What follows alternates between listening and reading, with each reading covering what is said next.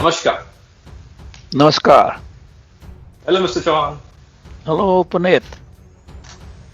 Welcome to my show, Valor and Wisdom. I'm your host. My name is Puneet Singh Mehra. And today again we have our special guest, Mr. Jay Chauhan, who is the author of Love in the Empire. Hello, Mr. Chauhan. How are you? Good, Puneet. It's a pleasure to be in your program. Thank you so much. So today again I'm going to tell you one more untold history which was buried for a long period of time. The valor of men and women. And most of the people know about one of the most barbarism act, Taimur the Lung. Yes, Taimur the Lung was responsible for one of the single largest genocide in the world. After Taimur the Lung conquered the entire Central Asia and Middle East, he set his eye to invade India. So in 1398 after that, Taimur the Lung invaded India. And that time, New Delhi was ruled by the Tughlaq. And when Taimur invaded India, he defeated the Tughlaqs. But in India, none of the Sanatan and Hindus were taking command from the Tughlaq dynasty.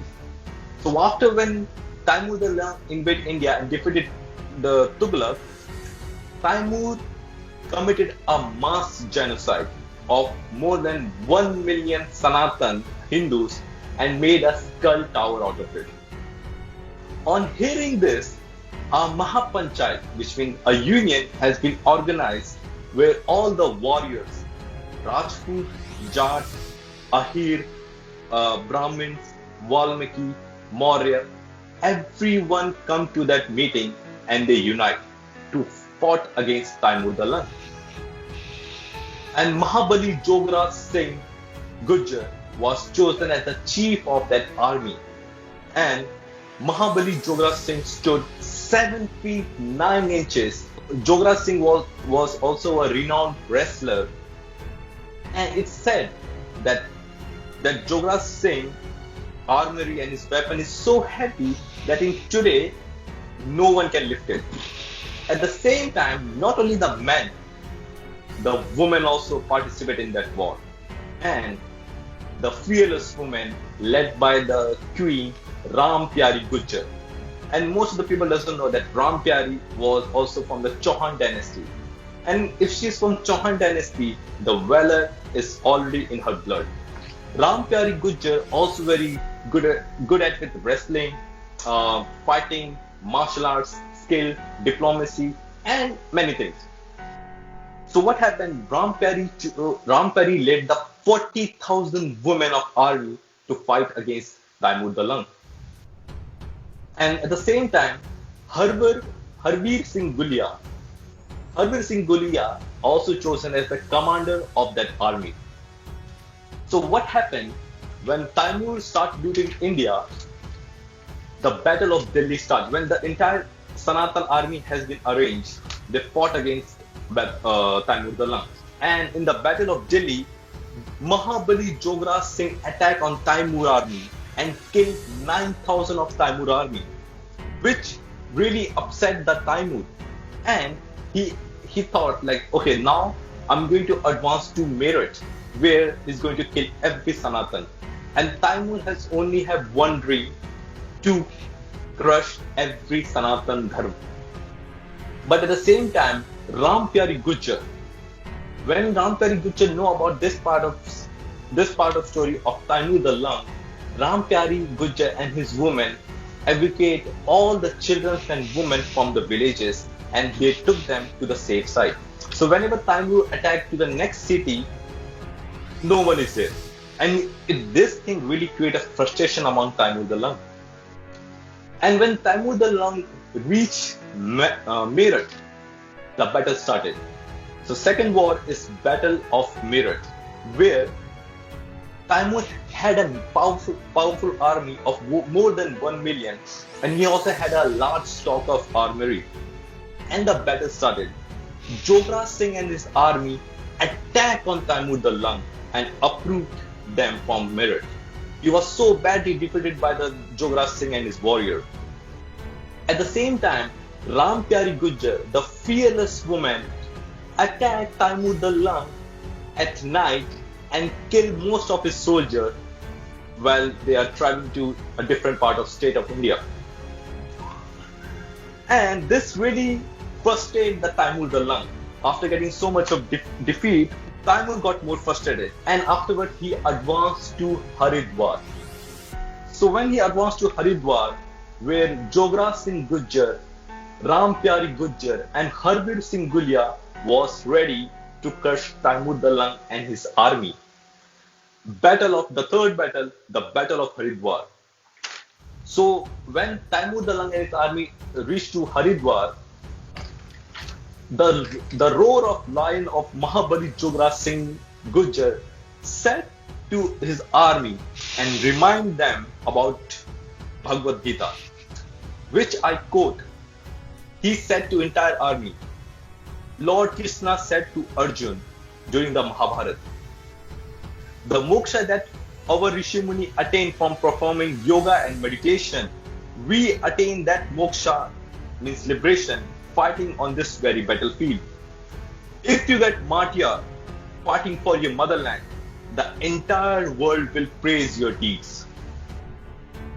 So afterwards, the battle started. Mahabali Jograj Singh, Ram Pyari Gujjar and Harbir Singh Gulia fought against Taimur the Lang. And during that battle, Harbir Singh Gulia with his 25,000 warriors made a fierce attack on Taimur the Lang. And Taimur the Lang was protected by a large number of warriors which always protect Taimur the Lang. And those warriors are the best warriors of Taimur the Lang. Harbir Singh Gulia destroyed all the best warriors of Taimur the Lang, and he hit a spear on his chest and wounded him. Afterwards, Taimur fell from his horse and his soldiers saved Taimur the Lang from Harbir Singh Gulia and his army. Afterwards, the entire army attacked on Harbir Singh Gulia, in which Harbir Singh Gulia got martyred. And when Mahabali Jograj Singh Gujjar and Ram Pyari Gujjar saw this thing, Jograj Singh Gujjar got very fierce. One spear, Jograj Singh Gujjar, one spear, he killed 4 people of Taimur the Lang. At the same time, the fearless woman, Ram Pyari Gujjar and his army, one woman killed 10% of Taimur the Lang.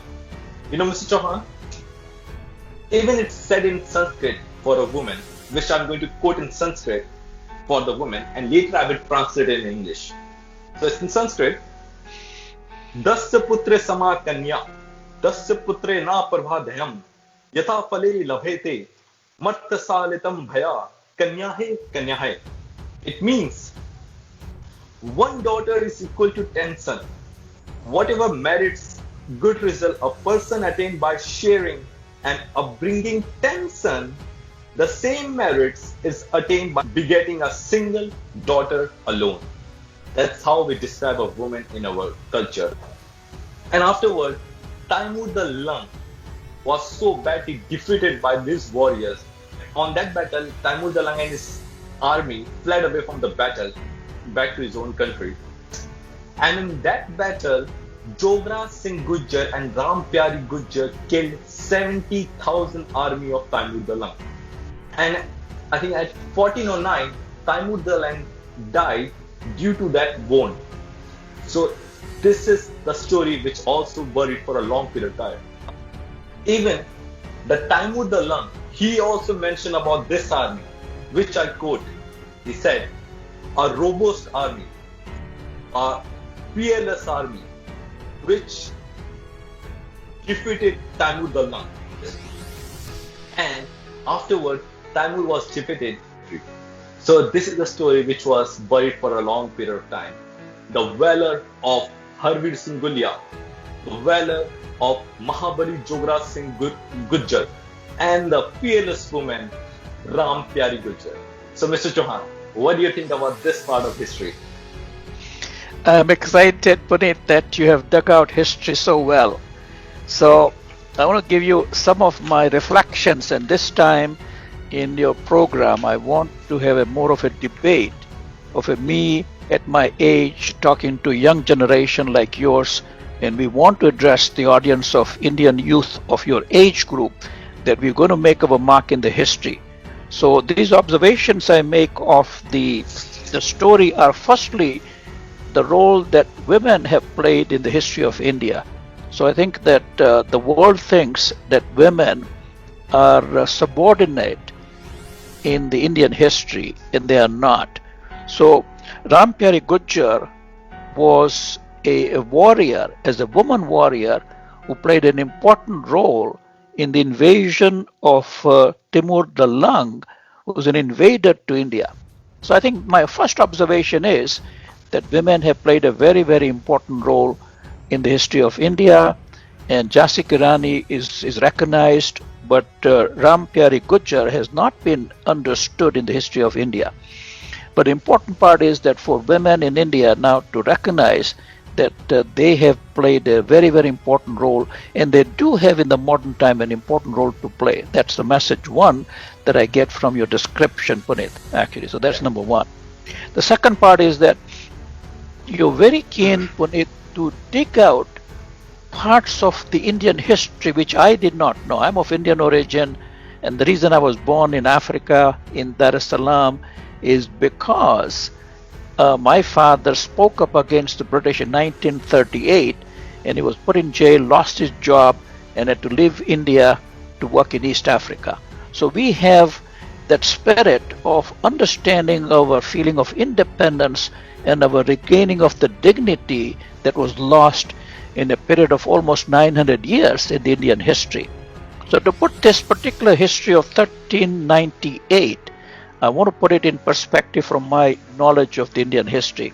So roughly 800 AD, it was the period in which Vedas from the area of the Middle East, actually Persia, which is Afghanistan, Uzbekistan area, these areas, people, after the rise of Muslim religion in 600 AD, began to expand the religion. And India was a very good target for invasions, and these invasions took place predominantly from the Khyber Pass in the northwest of India.